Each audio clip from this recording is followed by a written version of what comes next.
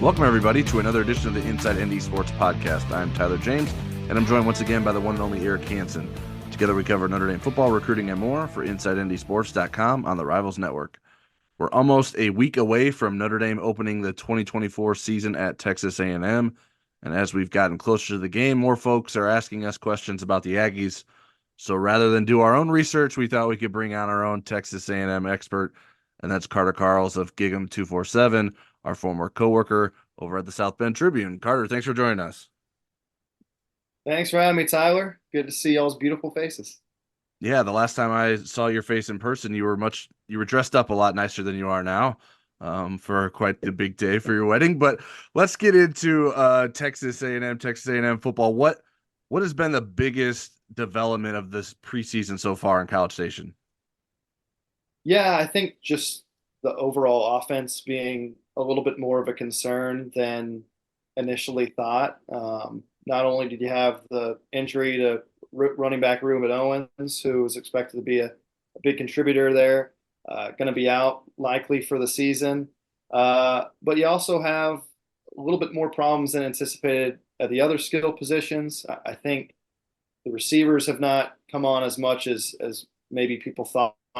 Right tackle has been a bit of a question in preseason camp. So I think the defense, everyone's feeling pretty good about where they are. But the offense, obviously, there's been a lot of hype around Conner Weigman at quarterback, but a lot of questions around him on if he could really have an elite offense this season. So, yeah, that's probably been the biggest thing. So, Carter, I'm going to follow up on the offensive thread here a little bit. Conner Weigman, obviously very hyped coming out of high school. And yet Collin Klein at Kansas State liked to do different things with a quarterback. In fact, would even go to two quarterbacks sometimes if he didn't have that in one skill set. So what's your feeling about the fit with Collin Klein and Conner Weigman, and whether we'll see kind of a five-star version of Weigman this year? Yeah, it's one of the bigger questions has been if he'll run Weigman this year. It's not really his skill set. He's definitely good at extending plays and scrambling, but he's not your guy that you're going to do a lot of design runs with. But we've seen Collin Klein do that at Kansas State, and Weigman has bulked up this season. So would I be shocked if he ran a little bit more? I don't think I would, but something that we've seen a lot with this offensive line and the tight end group is you've seen them really put on a lot of weight. All the tight ends are at least 250, 255 pounds. Donovan That's Green. little by Notre Dame standards, just telling you. Yeah. But they had some guys last year who were like 235, 240 that have since gained like 20, 30 pounds. And so, the group does look a little slower, but I think part of it is they want to be able to use multiple tight ends and run the ball a little bit more.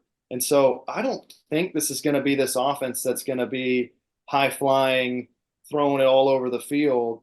I think it could be an offense that tries to methodically go down the field and run the ball quite a bit.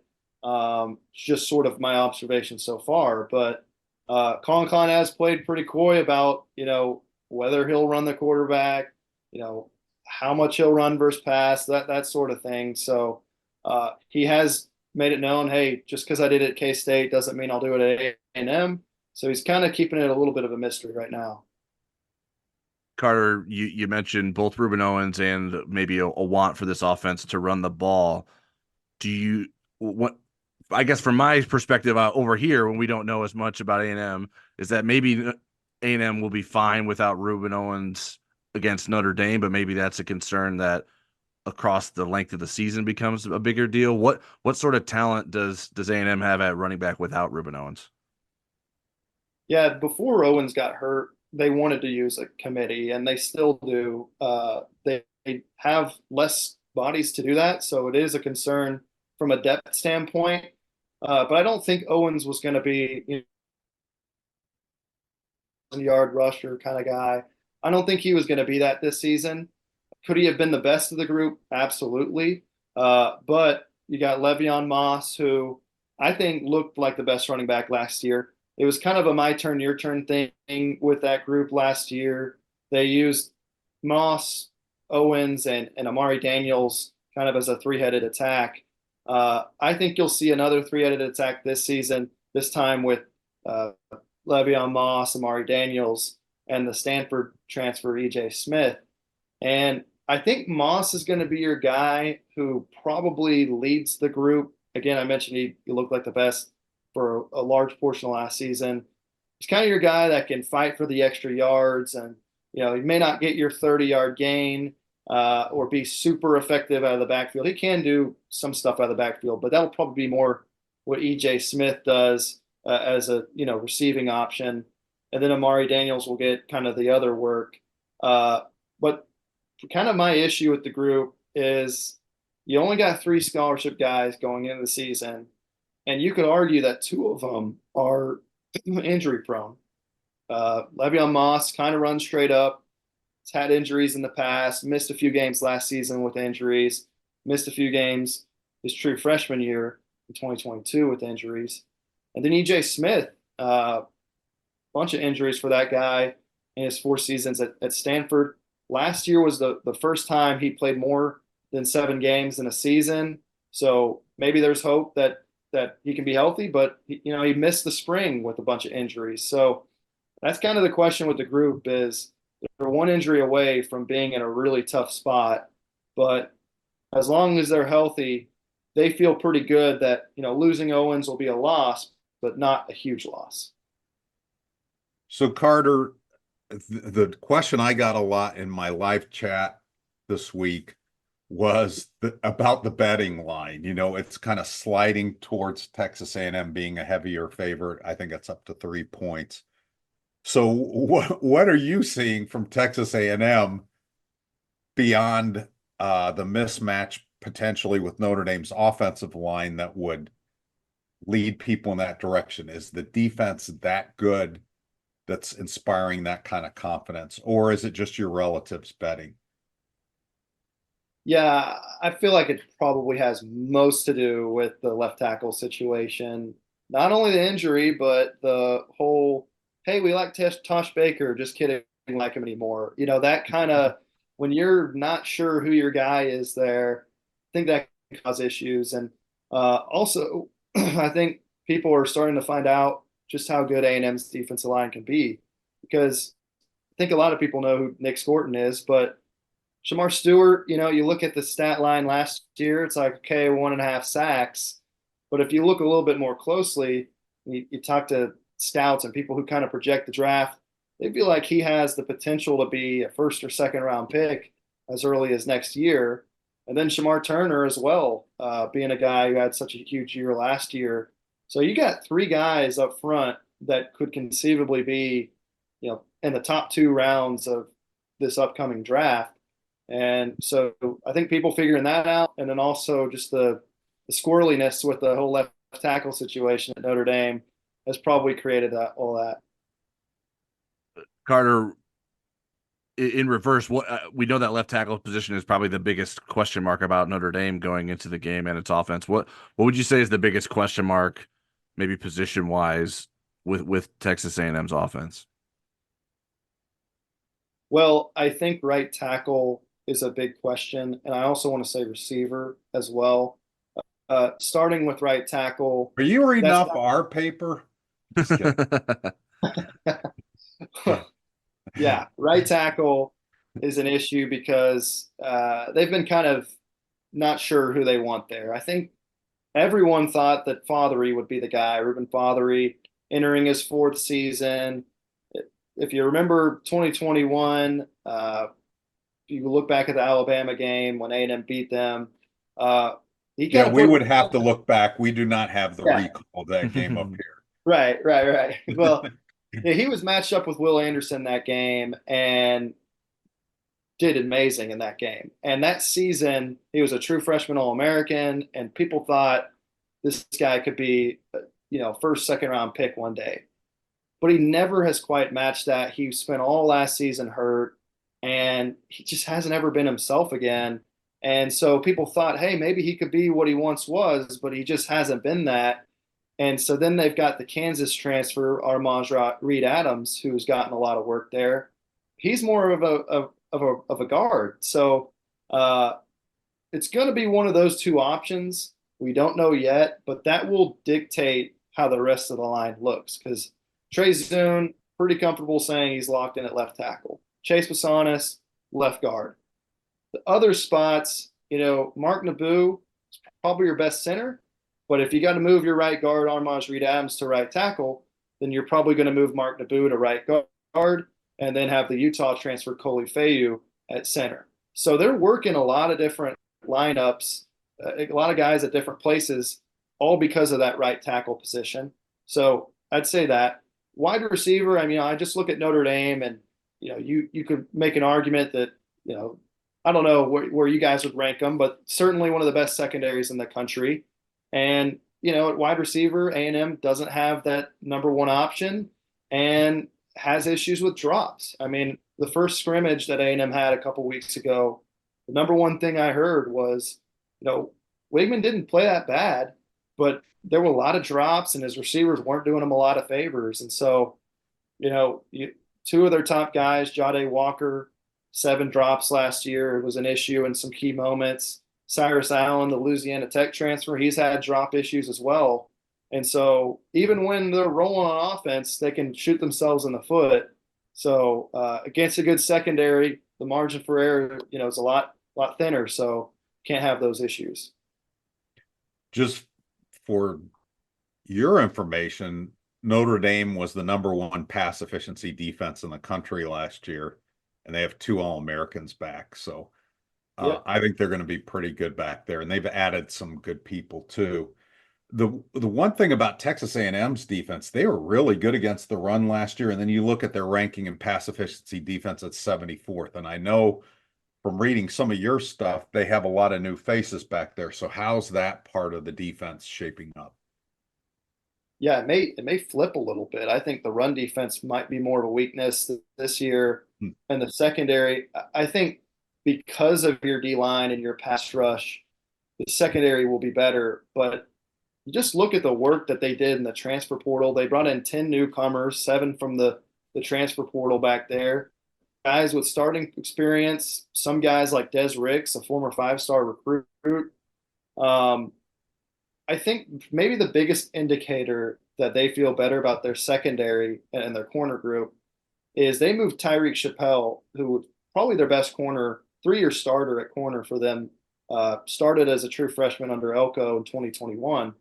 They moved him from field corner to nickel this offseason. And I don't think you do that if you feel like you've got real issues at corner. Now, do I think the group's going to be elite or have any all SEC guys? Probably not. But is it a functional group that doesn't have a lot of glaring issues like last year? No. And you have a really good pass rush to pair with them. So they might even look better than they actually are at times. The run defense, I'll just touch on that real quick because, 3 of the key departures last year, Edgerrin Cooper, your consensus All-American linebacker, 2nd-round pick to the Packers. You got McKinley Jackson, who was drafted, I think, in the middle rounds by the Bengals at D-tackle. And then Walter Nolan at D-tackle goes to Ole Miss, one of the bigger transfer portal guys this offseason and was a huge player for A&M last season. You lose those 3 guys, I think they were pretty big and why they were such a good run defense last year. And now you got questions in their spot. Edgerrin Cooper, weak side linebacker, that's been one of the weaker spots this offseason where they're not sure exactly who might start there. And then defensive tackle, they've moved Shamar Turner inside. He was a really defective defensive end. Can he be as effective at defensive tackle? Kind of on the smaller side. Who knows? And then Albert Regis, a guy who I would say is a pretty good backup, but I don't know how good he'll be as a starter. You're having to probably start him at defensive tackle. So I think the run defense will take a step back this year, but the secondary will be much improved. Carter, off-season talk and preseason talk, it's not too popular to talk a lot about special teams. But now that we're getting closer to the games, that's something that will actually matter. Are there any special teams concerns for Texas A&M going into the season opener?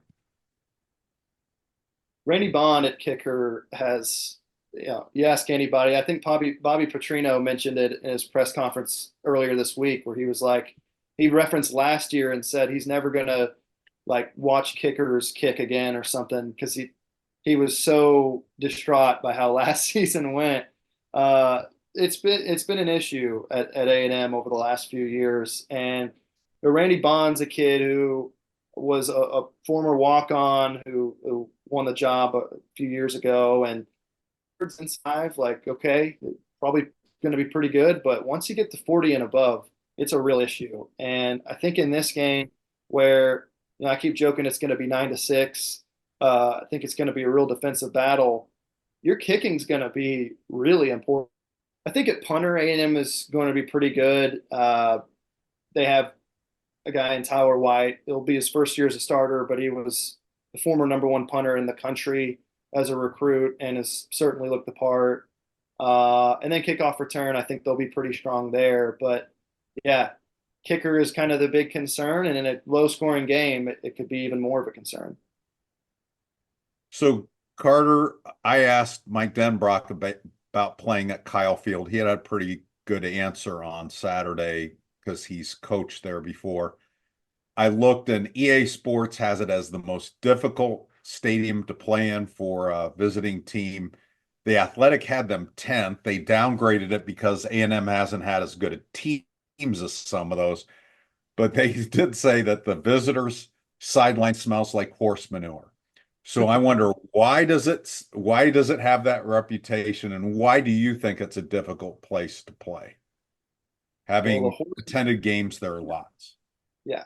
Horse manure thing comes from I don't want to botch this, but the Corps cadets have horses that they have on the sidelines sometimes. I don't really know why. I'm probably going to get killed by A&M fans by not knowing all the history there, but there are horses that roam the sidelines, I think, during pregame. So that's why you have that. I think, yes, the environment, I wouldn't call them #1 from my experience, but you definitely have to put them probably in the top 10 with, you're having 105,000 almost every game. I mean, I look back to last year against Mississippi State where this team was terrible.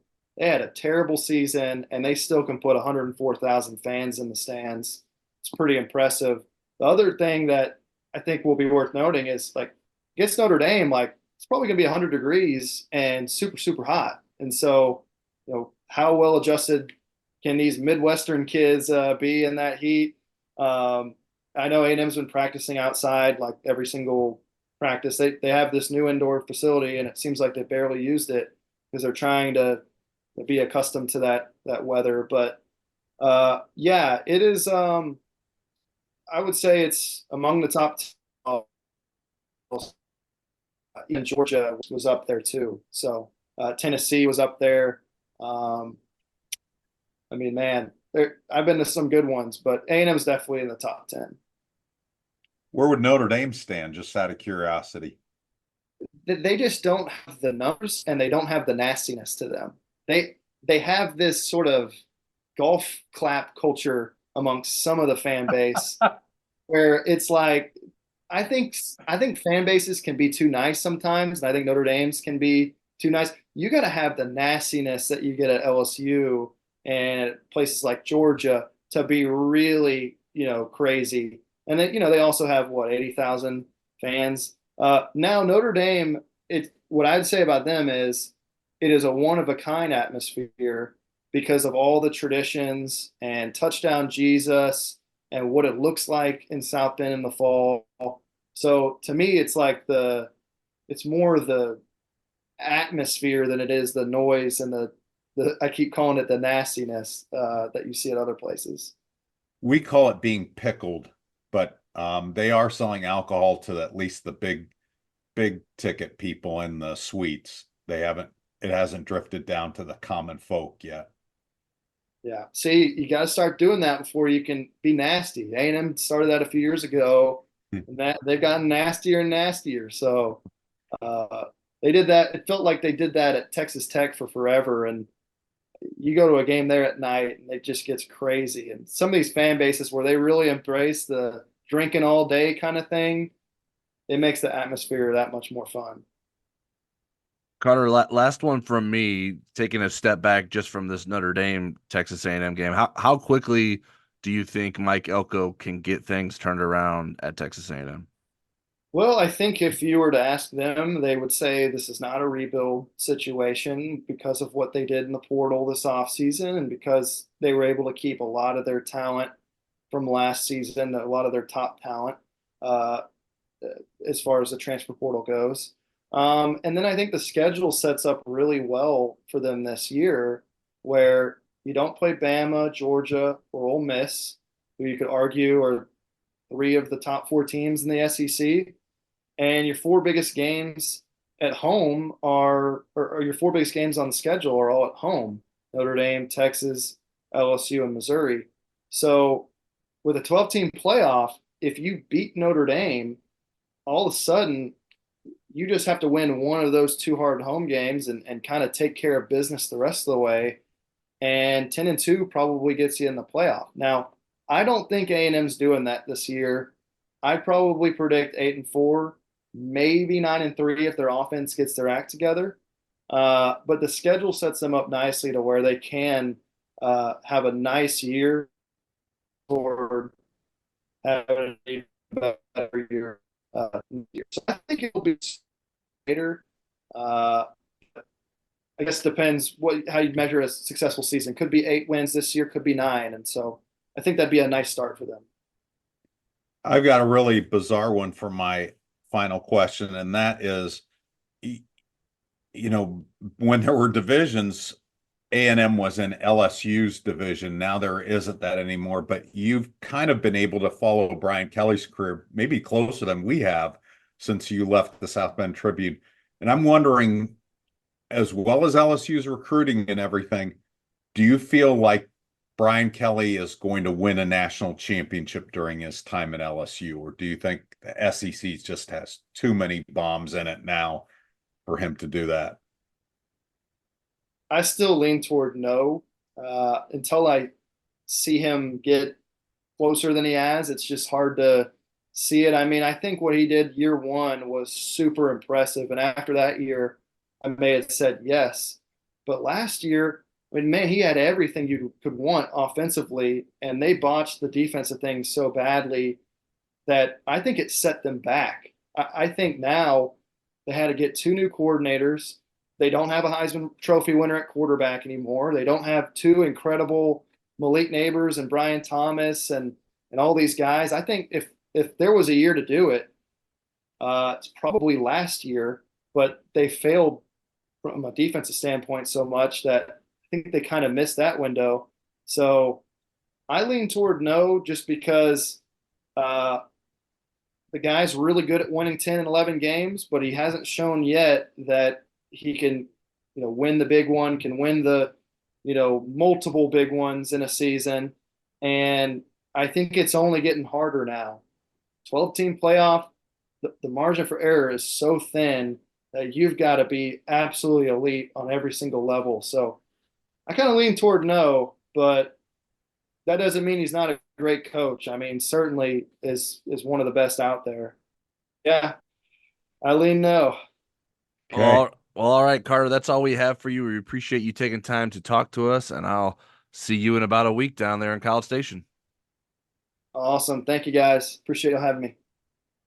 Rivals is offering your last chance at a preseason discount on a new annual subscription to InsideNDSports.com. Sign up with the promo code KICKOFF2024 and receive 60% off the first year of an annual subscription. The deal expires Friday night, so don't miss out on it. You can find a link to the deal in the podcast description or show notes. I also wanted to take a moment to remind you about our new partner, Autograph. You can now find Inside ND Sports content on the Autograph app, which is free to download on Android and iOS devices.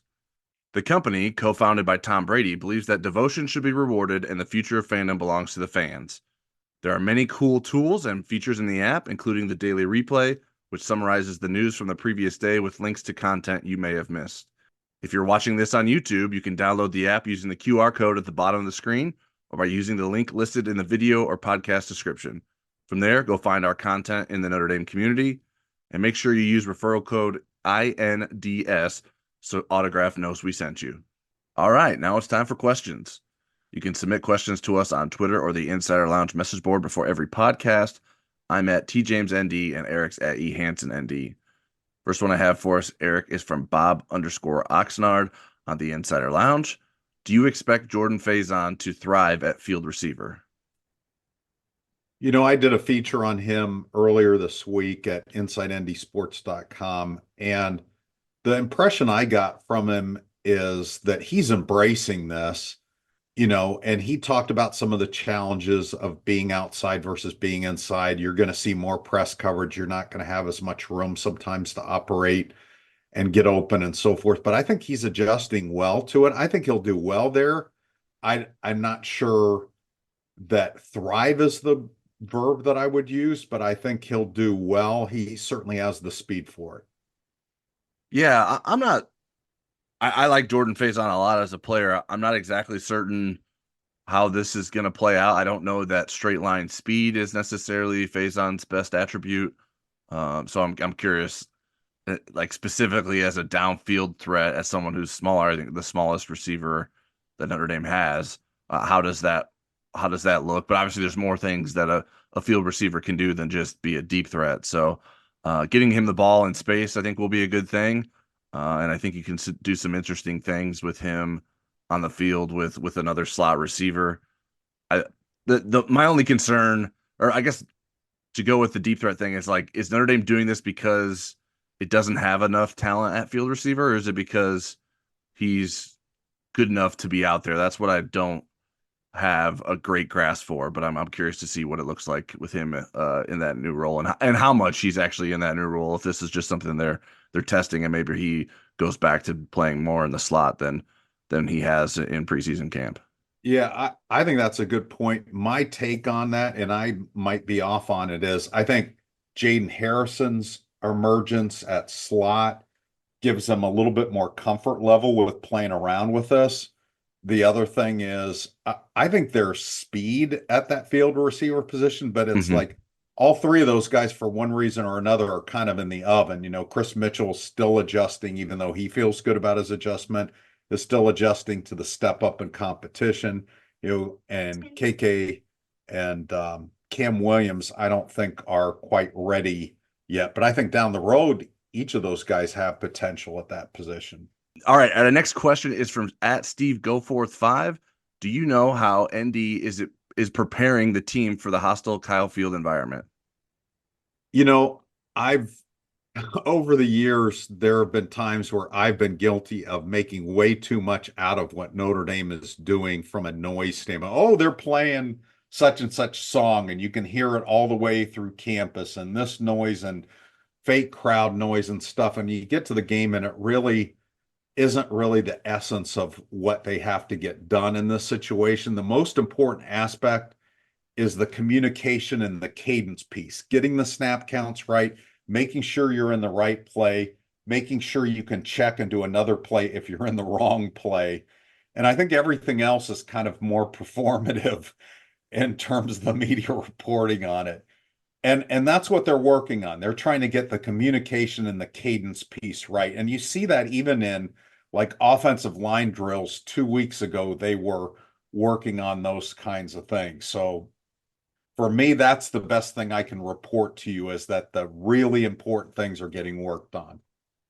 Yeah, I mean, if there's like some sort of secret to preparing for crowd noise, I think we would know about it by this point. Like everyone does the same things, right? They pipe in noise at practices. They work on hand signals. They work on silent counts. It's the usual stuff. So not everyone performs well in those kinds of environments, and we'll see how this team fares. I think, especially with an offensive line that has moving pieces, that's going to be something to certainly watch. I would be surprised if Notre Dame leaves that game without a false start. But Marcus Freeman said in their preseason jersey scrimmage earlier this month that they didn't have any pre-snap penalties, except for a delay of game in which he thought that the play clock wasn't actually reset correctly. So, obviously, playing in an empty Notre Dame stadium is a lot different than playing in a packed Kyle Field, and we'll have to find out together how Notre Dame handles that. All right, next question is from @CharlesW. On a scale of 1 to 10, with 5 being concerned and 10 being hide under the bed, how are you feeling about the offensive line less than 2 weeks out from game 1? Right. I'm going to play along with the concern and hide under the bed, even though I'm not sure that either of those would strike me, but I know where you're trying to get me to go, Charles, so I will play. For the A&M game, I would say a 7 on your 1 to 10 scale. For the season, a 3.5. I think there are answers, and I think Notre Dame will eventually get to those answers. I just don't know that those answers will be ready on August 31st. And I also think Mike Denbrock's poise, his ability to scheme, I think is a comforting thing. And I also think Riley Leonard's skill set helps mitigate maybe some of the concerns for the offensive line. Yeah, I went with 7 as well, and specifically thinking of the season opener. I think you're probably right that the concern level is less if you broaden it to the whole season because of the opponents that Notre Dame plays. But I still think it would still be around a 5 in terms of there being a concern, because we just don't know what this line is going to look like and what it can do.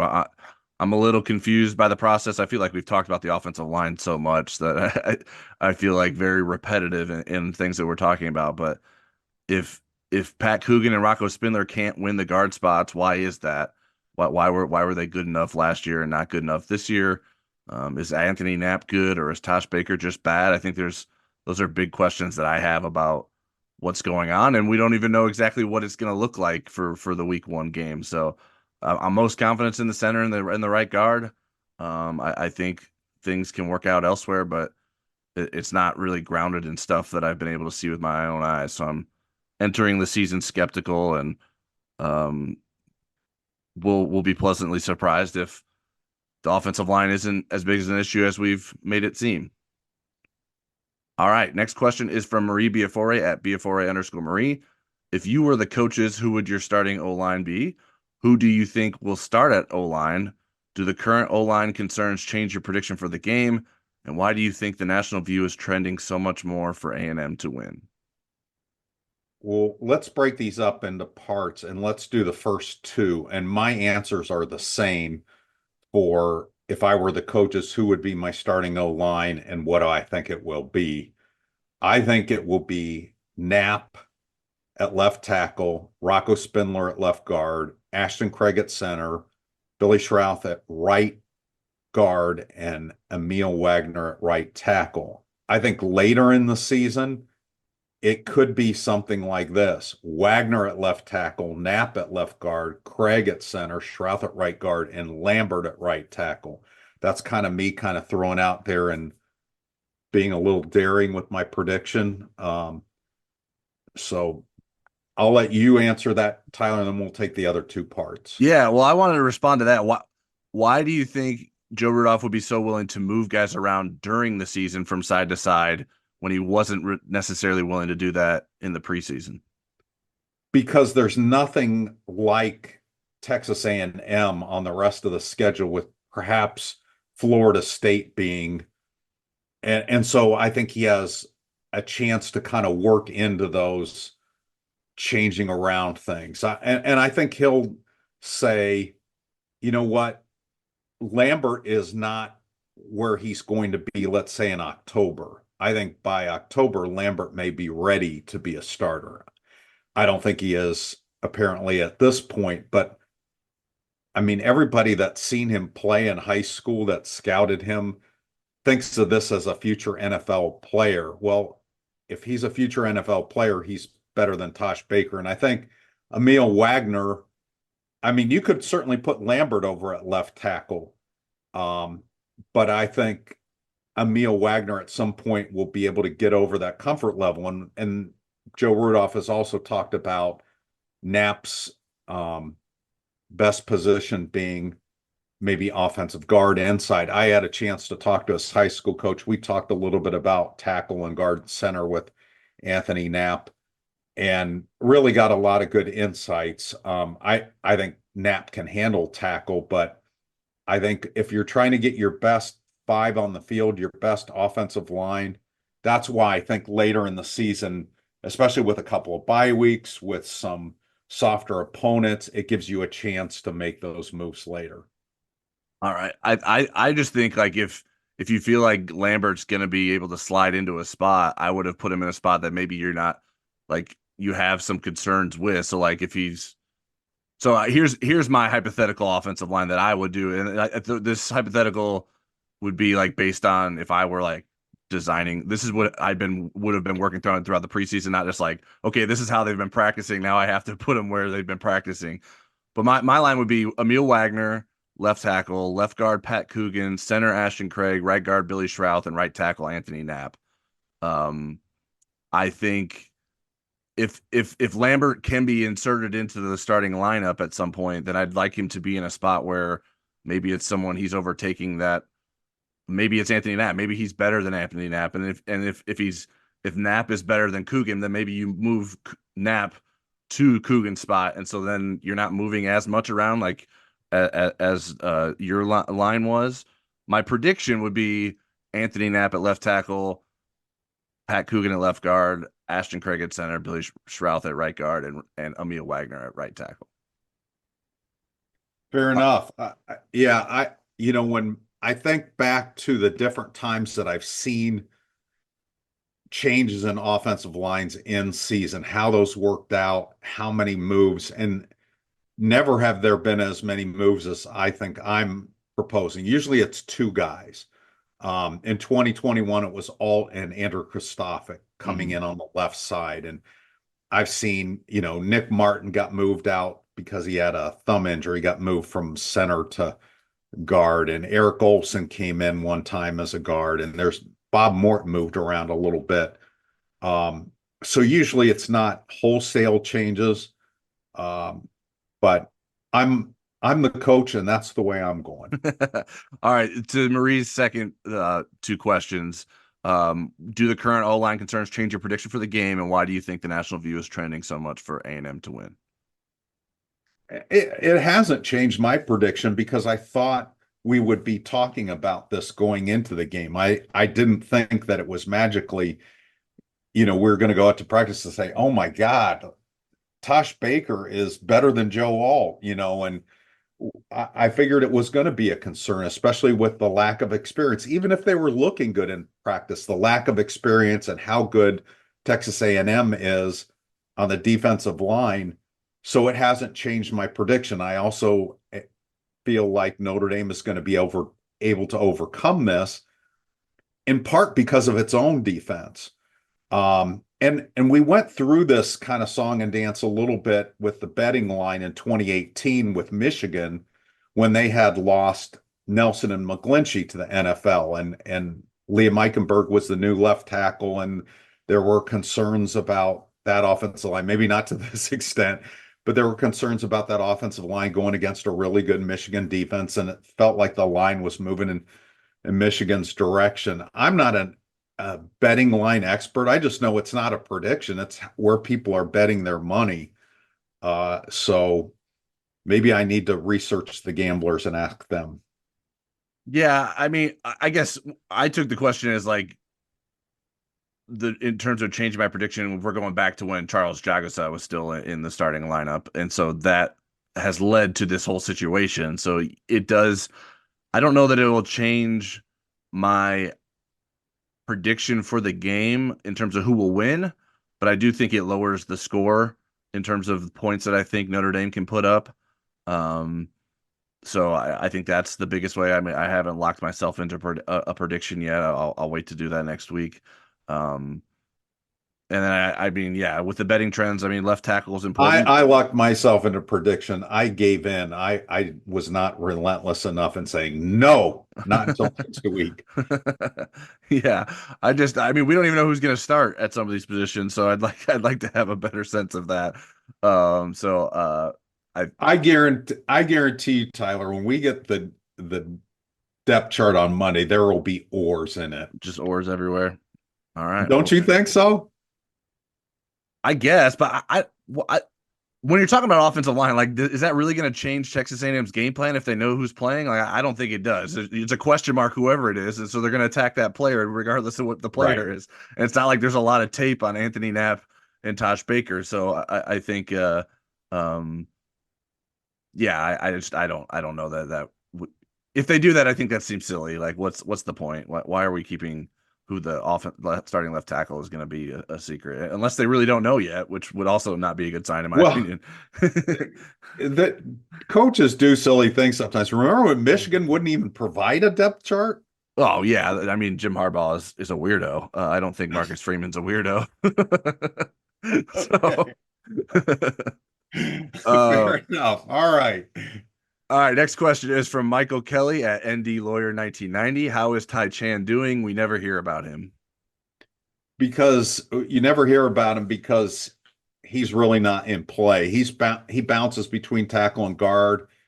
He's been jumped over on the depth chart. Some of that is because he's battled some injuries. I don't think he's a bad player. I just don't think he is part of the present and really part of the future. There are younger players who have a more direct path to starting than he does. And he's not an old player. I mean, he's a junior in school, a sophomore eligibility wise. Right. But I think there are other players that have moved ahead of him. Yeah, crazier things have happened for guys that didn't play a lot earlier in their career, but it's just like right now it's not Tai Chan's time. He's still basically a third stringer, whether it's at a guard or right tackle. I think he was at second team right tackle immediately after Jagusa was hurt, but then seemed to be quickly passed up by Gerby Lambert at that spot. So that's why you don't hear about him, because he's not really in the mix. Right. Liam Eichenberg is an example of a guy that early on there were other people ahead of him, and he ended up being the best of that group. So, all right.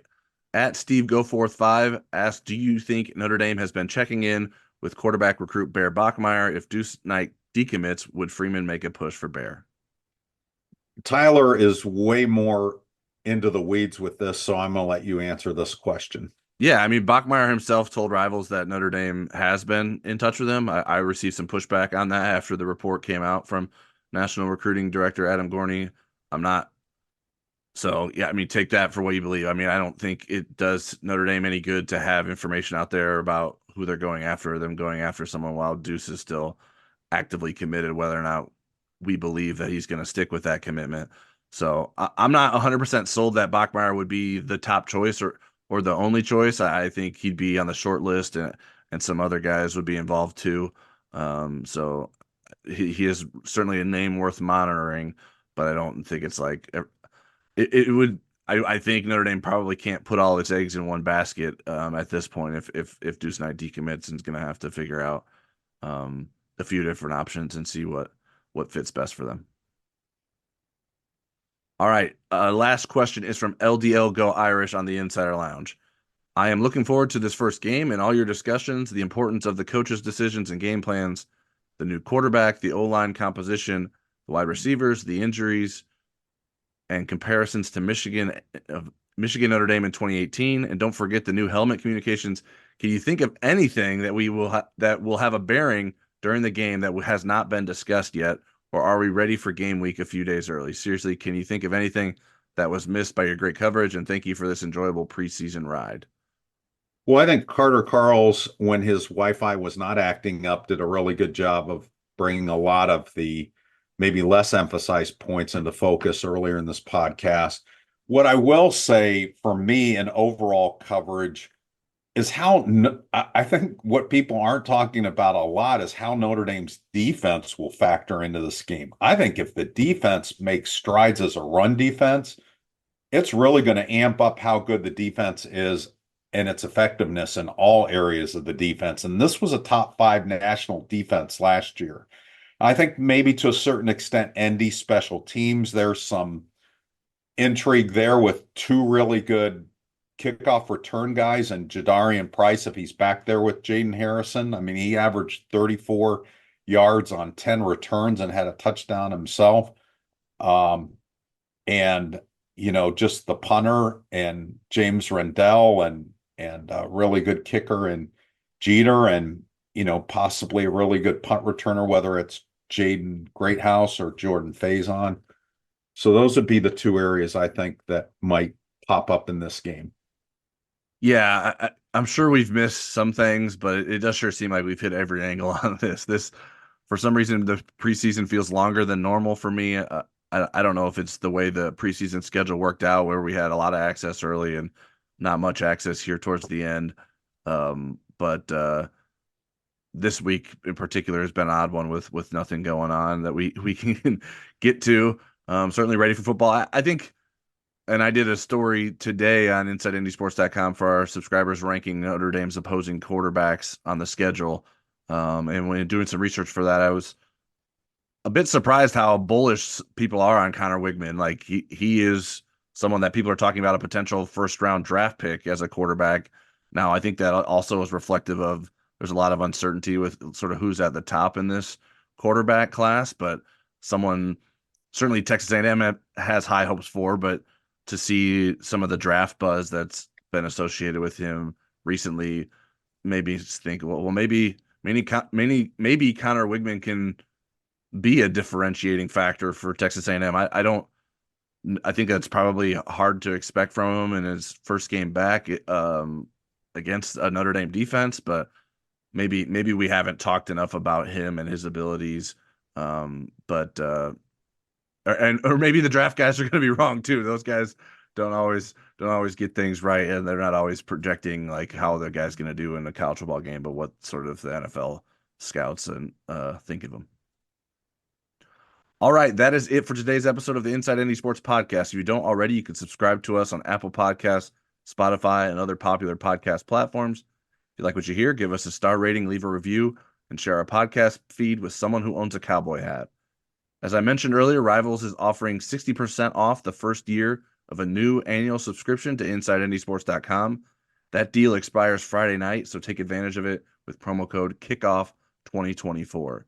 We're bringing back Place Your Bets this week, so keep an eye on that on YouTube. That will include 10 regular season predictions from Eric and I.